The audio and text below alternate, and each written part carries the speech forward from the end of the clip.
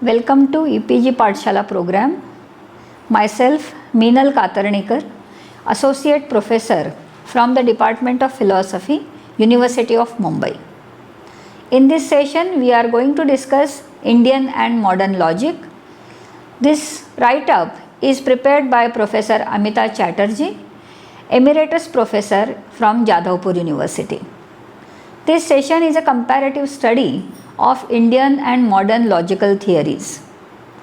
There is a very popular understanding that there is no logic in Indian tradition, or that all the logic that is there in Indian tradition is borrowed from Western tradition. This session gives us enough ideas to compare Indian logical systems with Western logical systems based on the scholar's opinion and scholars' evidences about the same. So let us go to some introductory part of that. In Indian culture, logical discussions were prevalent from the classical tradition for more than 2000 years. All the major philosophical systems of India had developed their own theories of inference in consonance with the ontology or the metaphysical entities that were developed by them, and also epistemology of the respective systems. So, logic in Indian tradition was on one hand connected to metaphysics, and on the other hand it was connected to epistemology. However, the entire logical tradition was forgotten with the advent of modernity under the colonial rule. There are many literary sources proving this part, so we will not go into details of how it was forgotten and why it was forgotten. But very important part of this is that the logical tradition was rediscovered by the European scholars for the Indian scholars. That's really a surprising thing. H.T. Colebrooke is the famous Orientalist and mathematician, and we must remember this name because he was the first one to rediscover Indian logic for the Indian people and also for the entire world. He read Gautama's Nyaya Sutras with commentaries and glosses on them, and under the guidance of traditional Pandits. He reported about his discovery at a public meeting at the Royal Asiatic Society in 1824. Colebrooke's discovery is considered as a landmark in the history of ideas, and it is very important for the Indian tradition because he compared Nyaya logic with Aristotelian logic and expounded the major similarities and major differences between the two. He found out that the Naiyayikas used reasoning to provide evidence for the ontological categories they admitted. To mention categorically, Anumana was used to justify the categories that were enumerated by the Nyaya. He showed that reasoning or inference proper forms part of the Nyaya theory of evidence or proof that we generally know as the theory of pramanas. He meticulously observed the standard form of the argument and christened this argument syllogism following Aristotle. Now it is very obvious that this view led to a lot of controversy because in Aristotelian syllogism, Aristotle talks about figures and moods, while in Nyaya logic there is one standard format of syllogism where there is no variation of either figures or moods. So, christening it as syllogism could be obviously debatable. However, he elaborated on the 5-membered syllogism of the Nyaya system. He identified a regular argument or complete syllogism in the Nyaya tradition as follows. So, first member of this syllogism is Pratijna or a statement. Now, the students of philosophy must be familiar that there is one standard example used when we study syllogism in the Indian tradition, and this example is randomly there is smoke on the hill. Wherever there is smoke, there is fire, and therefore there is fire on the hill. Now this example is translated into 5 members by Nyaya system. Colebrooke has expounded it as follows. So first statement of this syllogism is pratidnya. So first statement says the hill is fiery. This is something which the cognizer has to prove. But the base of that is the second statement, that is the reason which states the hetu of the anumana. Therefore, because there is smoke, or for the hill smokes. What is the ground of this connection between fire and smoke? So third statement comes which states the Vyapti relation and the example. What smokes is fiery as a culinary hearth. Now this Vyapti relation can be regarded as the logical ground unless we have universal relation between the hetu and sadhya, or the pratidnya and hetu. We cannot go further. Let us go to the fourth part. Fourth element is the application or upanaya, which says accordingly the hill is smoking. On the basis of these 4, there is the last statement which is conclusion or nigamana. Therefore the hill is fiery. Colebrooke observes here that some other schools like the followers of Mimamsa expound the syllogism with 3 members. So it is not Panchavayavi, but it confines itself to first 3 or the last 3 members. If we see categorically, in the 5-member syllogism, there could be some repetitions. For example, pratidnya and nigamana is almost common, and endorsing it again could be a very psychological necessity. Similarly, in the module of psychologism in Indian tradition, we also have seen that the upanaya, that is the 4th part of syllogism, is also a psychological endorsement and not the logical requirement of the inference. But why these 5 members are accepted by Nyaya, that we will see little later. At present, it is sufficient to say that Nyaya accepts 5-member syllogism, Mimamsa accepts 3-member syllogism, and also Buddhists accept 3-member syllogism. So let us go ahead of this. Colebrooke here gives us comparative analysis of the Nyaya argument and the Aristotelian syllogism. And he first begins with the parallels that he finds among the terms used by Nyaya and the terms used by Aristotelian logic. We are familiar with the traditional logic where middle term, minor term and the major term are used, and sign is the reason or designates the middle term. So equivalent to middle term is hetu or reason, or the sadhana, that is the instrument of proof, or linga, the sign or the mark. So in all these senses, middle term is equated to hetu or sadhana.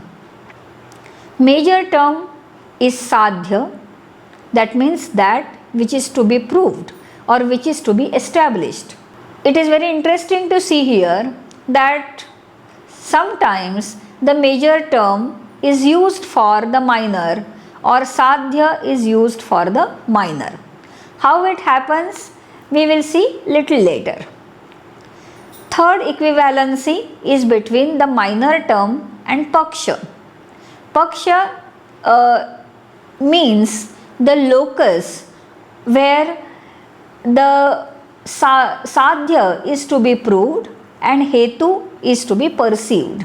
So it is the common locus for sadhya and hetu. This is adopted by the later school of logic. Having adopted and developed the notion of vyapti, which means pervadedness or the being invariably accompanied by some other thing, the major term of an affirmative argument is known to be vyapaka or the pervader from its wider extension, and the middle term is known as the vyapya or pervaded. Vyapti is otherwise known to be vyapya vyapaka relation. So vyapaka pervades the vyapya. But what is the meaning of vyapti term? It is the relation of invariable concomitance between the sadhya and hetu, or it is the relation of universal pervasion between the vyapya and vyapaka.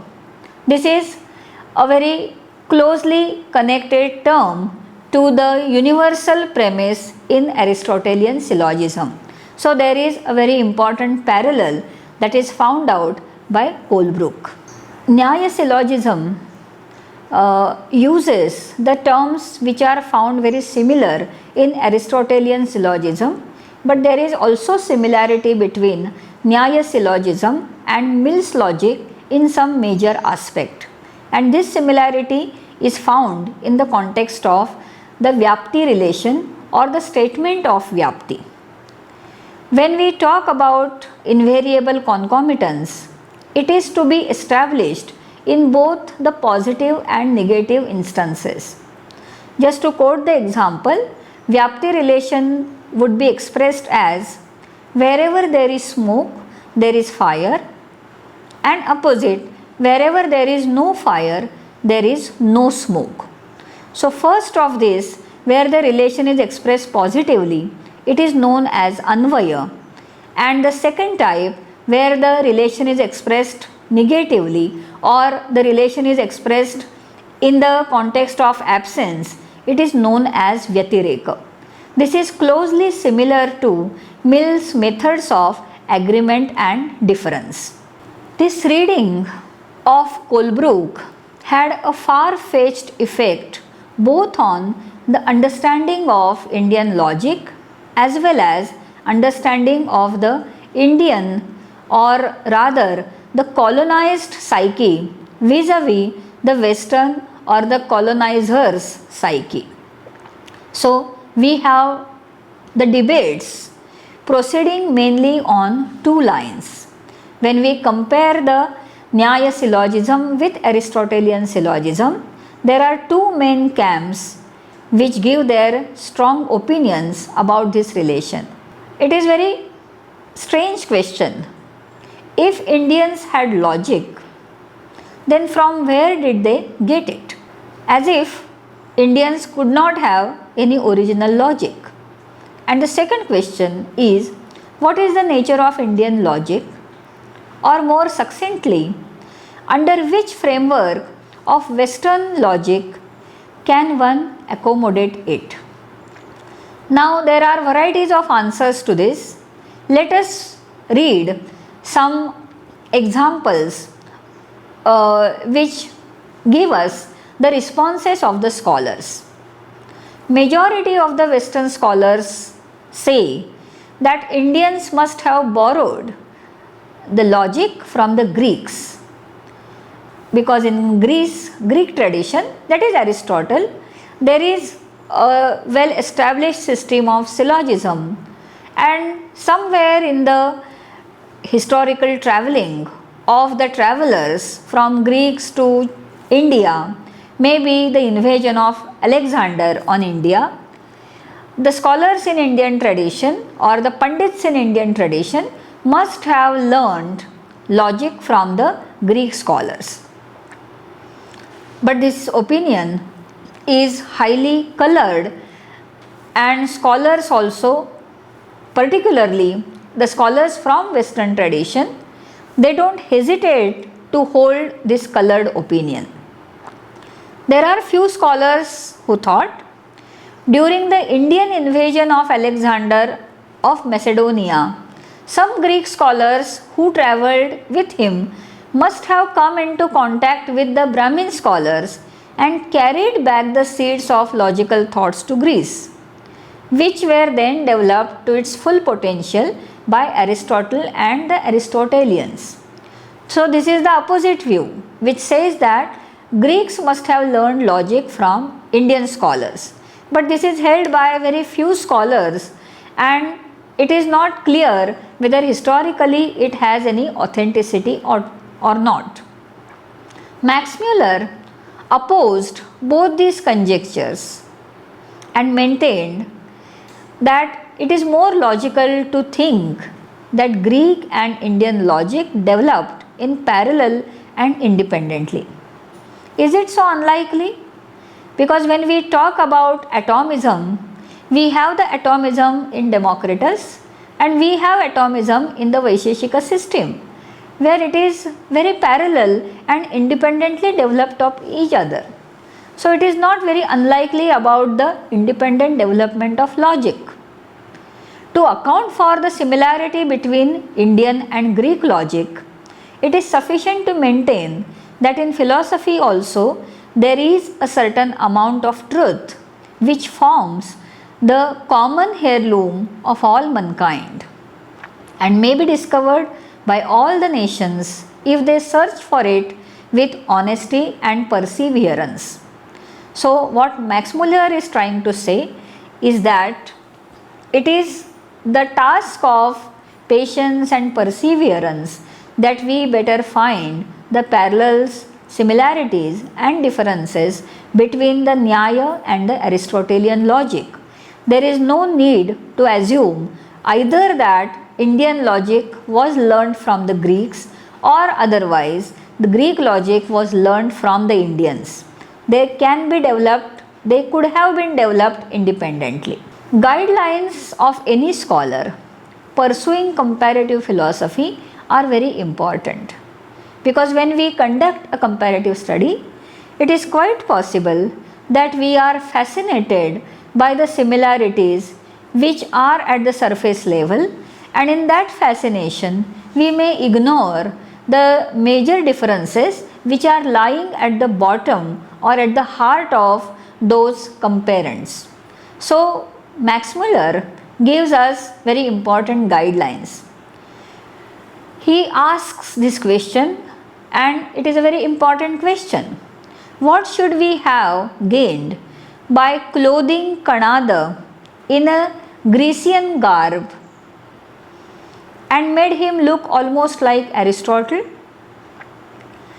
In such attempt, the peculiarity of Indian philosophy would be eliminated and the remainder would look like a clumsy imitation of Aristotle. This is very important observation, and it is worth remembered by the scholars in Indian tradition. If we compare only superficial similarities, we would lose the unique features of both the parties.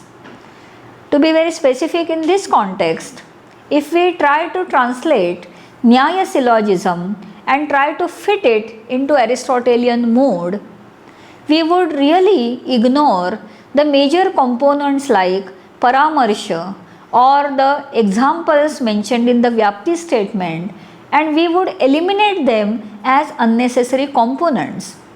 But in the Nyaya framework of syllogism, they are not unnecessary components, and therefore fitting Nyaya into Aristotelian syllogism or fitting Kanada into Aristotelian syllogism would be very unnatural and unjust for them.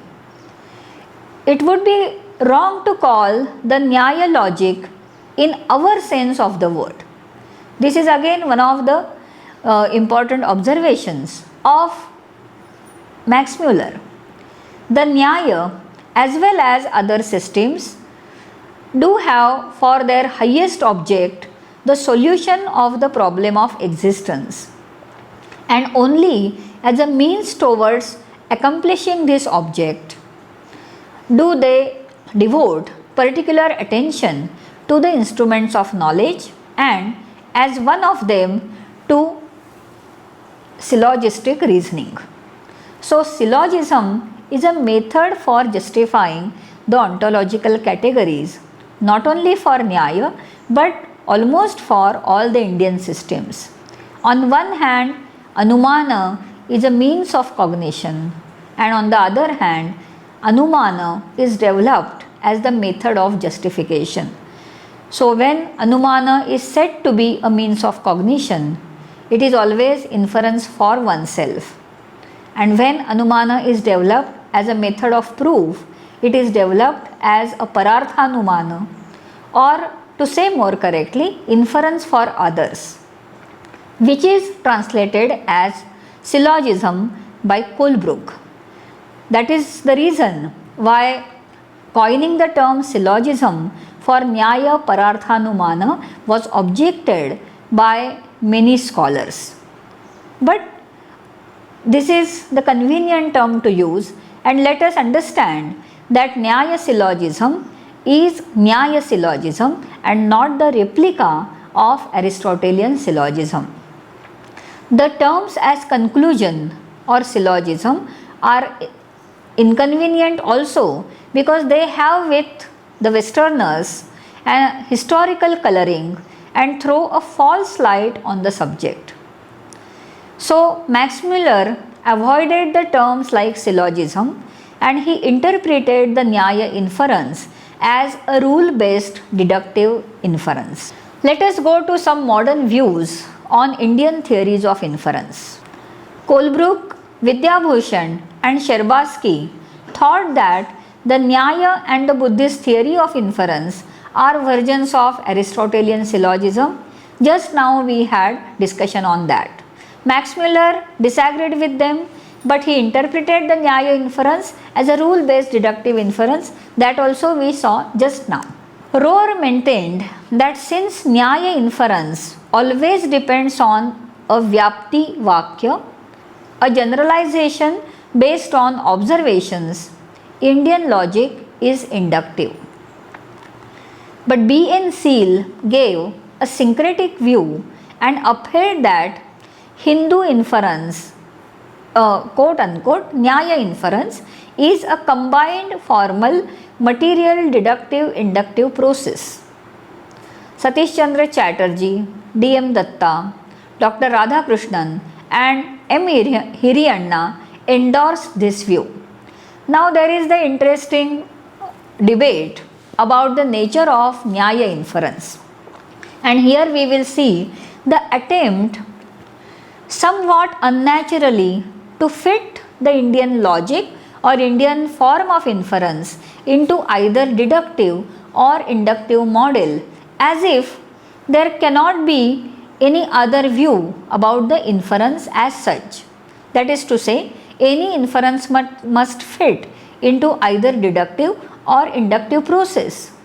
But as we observe the Indian tradition, such binaries are in a way not acceptable to Indian tradition. To give some other examples, Indian epistemological tradition cannot be fit into either empiricist or rationalist tradition. There is a combination of both. In ethics, there cannot be the distinction between teleological and deontological ethics in Indian tradition because they are not strictly separating the teleology and deontology as excluding each other. So it is quite possible that when they are talking about inference, they do not want to strictly separate the deductive and inductive elements excluding each other. Inference accommodates both, and that is to be represented by the proper description of the Indian logic or Indian inference. There are some major objections against a standard Nyaya syllogism or Nyaya argument. One objection is that the 2 steps of a 5-step argument are manifestly superfluous. That is what we mentioned earlier. The last 3 steps suffice, or the first three steps suffice. To be very specific, if the hetu of inference is mentioned and if the vyapti with examples is mentioned as the supportive statement, then the conclusion of the inference follows. There is no need of pratijna as a separate statement and conclusion or nigamana as the separate statement. They both can be accommodated in one. Another thing is the statement of paramarsha. Once paksha-dharmata of hetu is stated and when the vyapti which accommodates that hetu is stated, there is no need to show that the present hetu of the said inference is having both paksha-dharmata and vyapti. So, these two statements, statement of pratijna and statement of paramarsha, could be regarded as superfluous by some logicians. Another objection is worth considering. It says that the introduction of an example in the third step vitiates the universality of conclusion. When the third step is there, where it is said, wherever there is smoke, there is fire, maybe as in the kitchen, the mention of this example as in the kitchen may hamper the universality of the conclusion, because this vyapti relation could be just the empirical generalization and not the logical necessity. Let us see what is the response to these objections. And one thing must be stated without a mistake, that Indian logic, unlike Western logic, is not formal in nature. According to A.B. Keith, use of example or drishtanta makes it evident that Indian logicians were arguing from particular to particular, as is done in an argument by analogy. On the other hand, those who laid emphasis on the third premise, where the general rule has been established on the basis of particular observation, they took the Nyaya argument to be inductive in nature. But is it correct to even go with this observation? No doubt, Indian inference is arguing from particular to particular, but this process is going through the inductive statement. So, it would be rather correct to say that it is going from particular via universal to particular, unless there is the universal statement which connects the hetu to sadhya on invariable relation. There will not be either universality or certainty in any kind of inferential cognition or any kind of argument. Vyapti relation is the logical ground of inference, and that cannot be avoided as the unnecessary or just connecting particular to particular. If it would have been superfluous, inference would be very close to a cognition called an upamana. There won't be the logical reasoning. So, one must be little careful about these observations of the Western scholars. H.N. Randall says, the Nyaya argument containing two examples, one positive and one negative, can be split into two separate syllogisms, one having the form Barbara and another Caesare. Hence, one of these syllogisms is unnecessary and two examples are superfluous. But we have seen earlier that the Vyapti relation as expounded by Nyaya is relevant in both Anvaya and Vyatireka.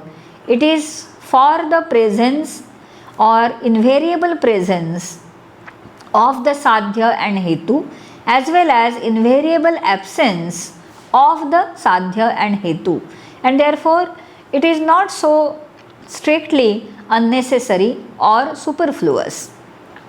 In Aristotelian syllogism, we have different argument forms, but in the Indian logic, all arguments can be represented either as Barbara or Cesare, and that suffices to bring out that poverty of Indian logic.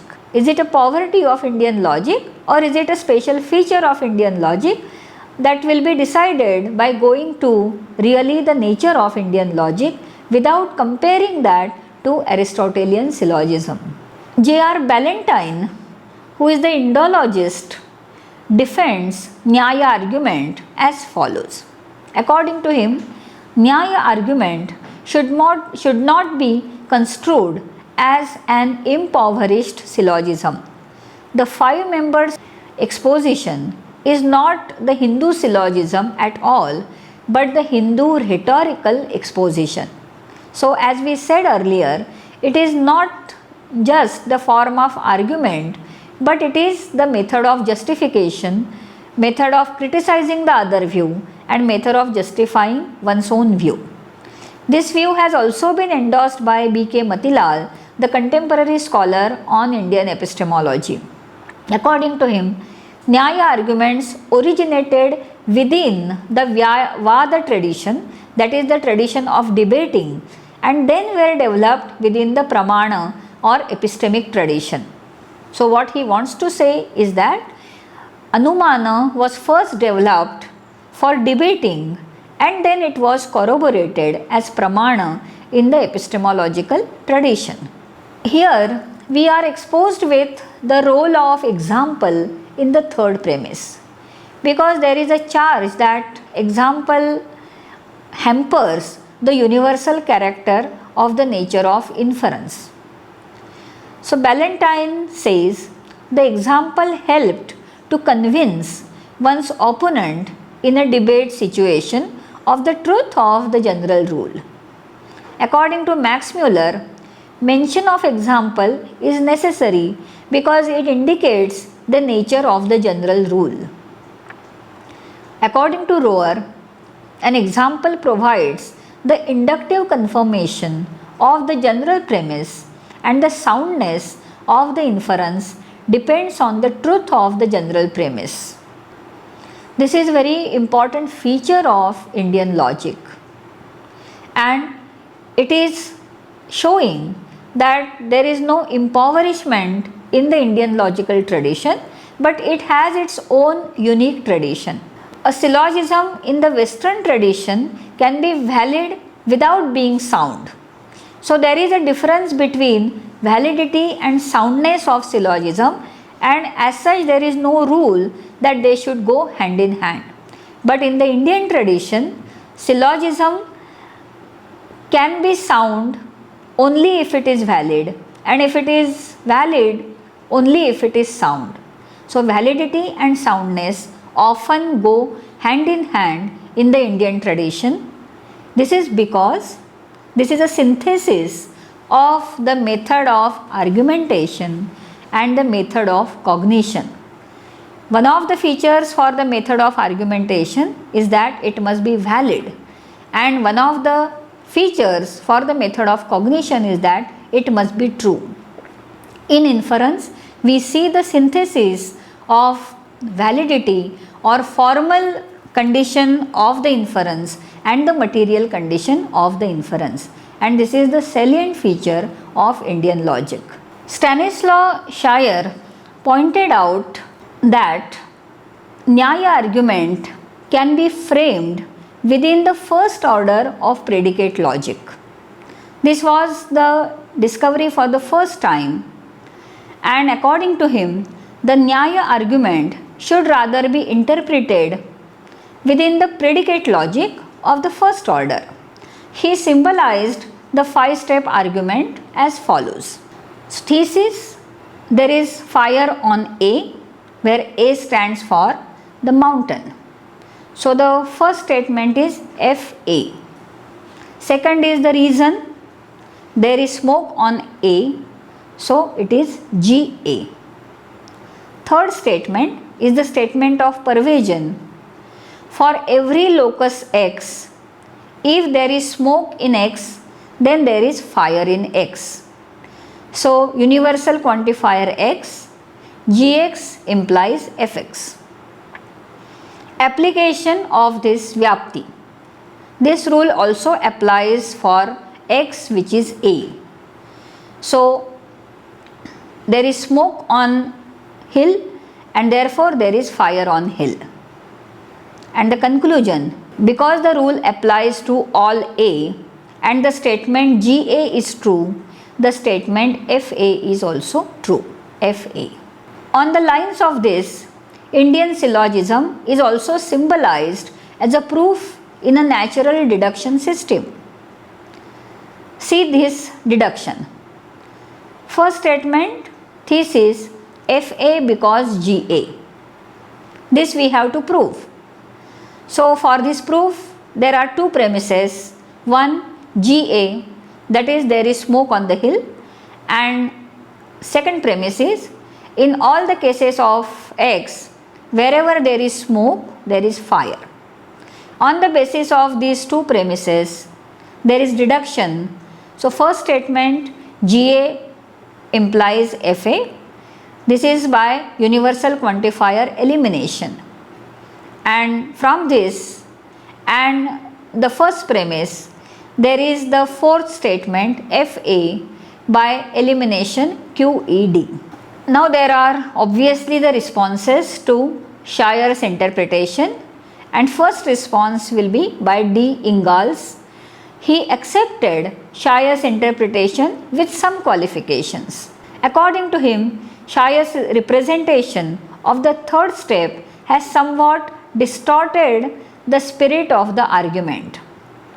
For the letter F refers by an indissoluble expression to two notions which are quite distinct to the Indian logic, the hetu and the relation by which the hetu occurs. While the major, middle and minor terms in Aristotelian syllogism are classes, in Indian scheme there occurs two properties, the property that serves as a reason, hetu, and the property that is to be inferred, sadhya, in a single individual, paksha. The salience of this point was understood by Stoll, Shibajivan Bhattacharya and B.K. Matilal, and they developed their interpretations along these lines. So, another response to Shire's interpretation is by Boshinsky. He remarked, first, the Indian syllogism is not a thesis but a rule, like the Stoic and Scholastic syllogisms. Secondly, structurally, it is Occamist rather than Aristotelian, since the reason always corresponds to a singular proposition. And thirdly, yet the formulation rather suggests a formula of modern mathematical logic than an Occamist syllogism, namely, for all x, if x is A, then x is B, but A is A, therefore A is B. Fourthly, according to him, the Indian formula also contains an express justification of the major premises. In this respect, there seems to be a difference between the classic Nyaya logicians and the Tarka Sangraha. The latter, which was written in almost 16th century, the text which was written in 16th century evidently envisages an inductive proof, while the ancient Nyaya thinkers intuit the connection of two essences in an individual. Lastly, according to him, it should be evident that we are still in a logic of terms. Modest as these results may seem to Western logician, the text undoubtedly attains to the level of genuine formal logic, though it is very far from being formalistic. Let us see the observations of Stoll, Matilal and Bhattacharya. So first we will talk about the observations of J.F. Stoll. According to him, terms in an Aristotelian syllogism are related by one single relation, that is the relation of belonging to. But in the so-called Indian syllogism, three terms, Paksha, Hetu and Sadhya, are related by two relations.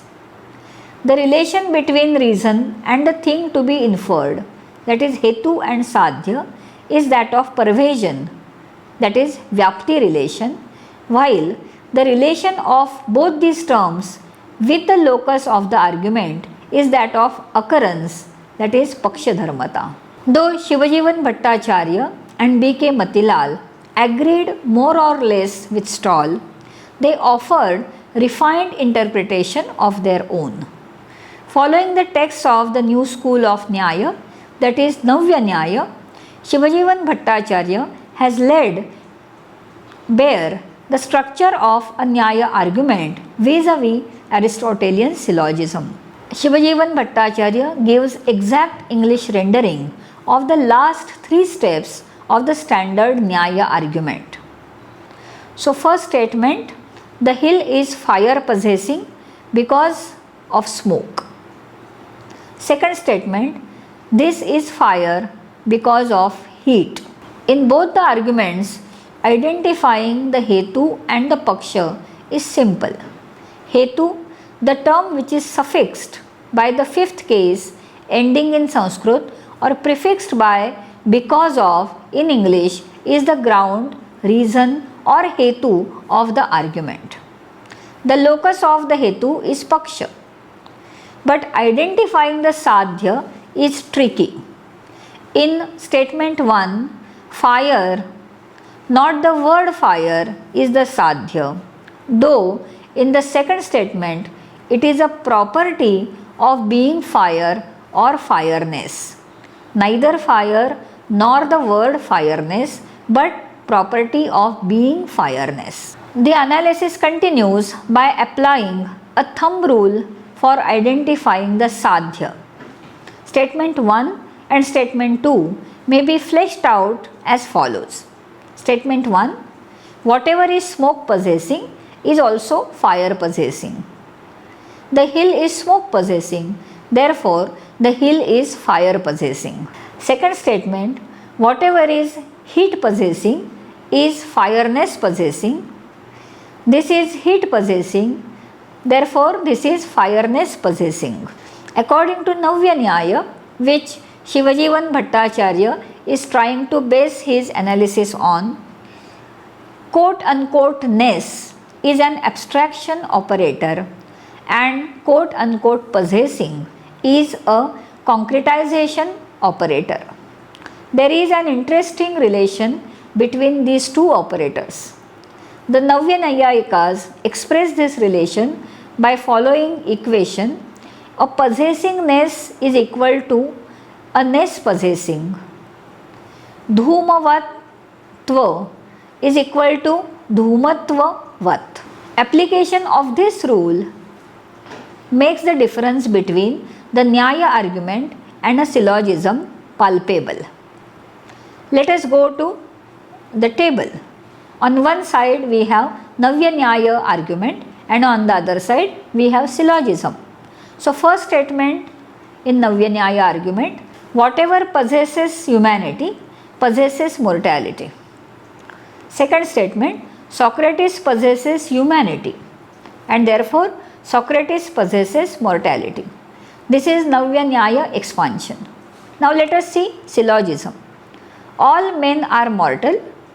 Socrates is a man and therefore Socrates is mortal. It is evident that three terms in the Navya Nyaya argument are humanity, mortality and Socrates, while in the syllogism three terms are man, mortal and Socrates. Another important difference between the Nyaya argument and syllogism is that while in syllogism the major and the minor premise together necessarily imply the conclusion, in a Nyaya argument a third premise is required as a necessary condition to arrive at the conclusion.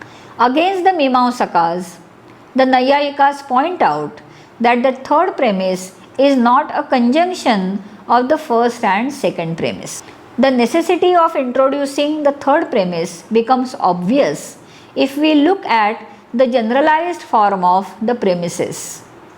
Premise 1, something is pervaded by fire. Premise 2, the hill possesses something. And therefore, conclusion, therefore the hill possesses fire.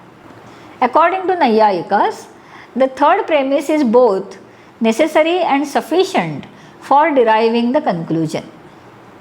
It is therefore evident that the Nyaya argument should not be interpreted either as a syllogism or as an argument of the modern predicate logic.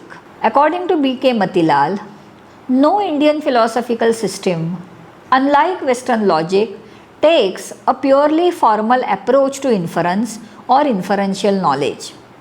While the mainstream Western logic primarily developed as a deduction-centric discipline and revolved around the consequence relation, logic in India has been mainly pervasion or vyapti-centric.